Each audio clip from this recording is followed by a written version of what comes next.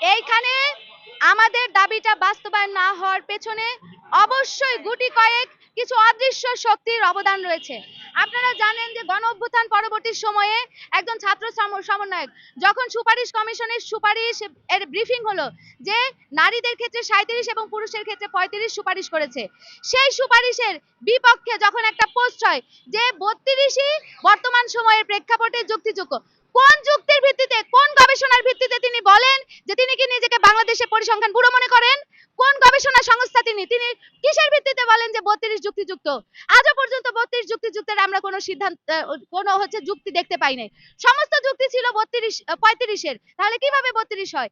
সেই ছাত্র সমন্বয়কের পোস্টের পরে আমরা যারা রাজপথে ছিলাম এবং তখনও 35 এর জন্য লড়ে যাচ্ছি, তারাই হচ্ছে মানে তাদেরকে অবমূল্যায়ন করে তাদের কথা মতো আমি মনে করি যে 35 করা হয়েছে, 32 করা হয়েছে এবং এতে ছাত্র উপদেষ্টারাও জড়িত ছিল। আমরা এটা হচ্ছে শিওর ভাবে বলতে পারি যে এতে ছাত্র উপদেষ্টারাও জড়িত ছিল। কেন আমাদের সাথে তারা বসতে চায় না? কেন আমাদের সাথে তারা কথা বলতে চায় না? কারণ তাদের কথা বলার মতো মুখ নেই, তাদের উত্তর দেওয়ার জায়গা নেই।